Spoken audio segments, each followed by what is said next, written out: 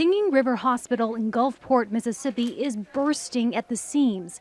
The waiting room is full. Williams and Ruffin, a little extra on your paycheck. Patients are being treated in hallways, and hospital administrator Tiffany Murdock is just trying to make it work. Like a couple of hours though before we can take her. The state of Mississippi is reporting some 3,500 new COVID cases a day, its biggest surge since the start of the pandemic.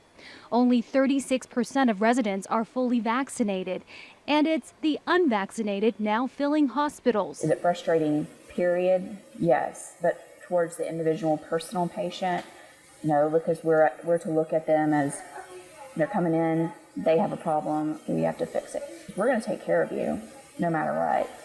But now you're like learning your science from Facebook, and that's frustrating. With the regular intensive care unit overflowing with COVID patients, the hospital 3 weeks ago created this second ICU. This room used to be for people recovering from surgery. Now the staff has squeezed in 6 beds for very sick COVID patients.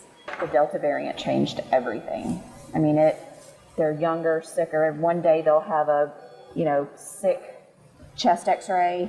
24 hours later, it's whited out like full pneumonia on both sides. I've never seen anything like it. TESSA Williamson was hospitalized for 13 days and had to deliver her first baby a month early while tethered to an oxygen machine to help with her breathing. She hadn't been vaccinated because at the time it wasn't recommended for pregnant women. I am that 27-year-old active patient with no comorbidities that, if they got COVID, they would be fine, and it wasn't the case. I was this close from intubation in the ICU. I was this close from not being able to come home with my brand new baby girl.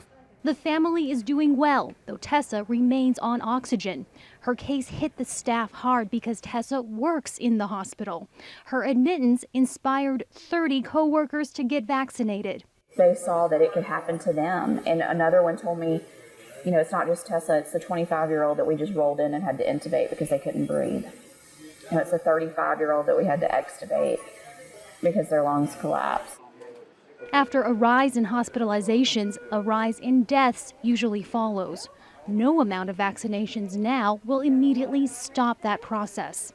And so it is feared in Mississippi, still darker days are to come. 1376, COVID pneumonia intubated from Hancock. HEIDI ZHOU-CASTRO, Al Jazeera, Gulfport, Mississippi.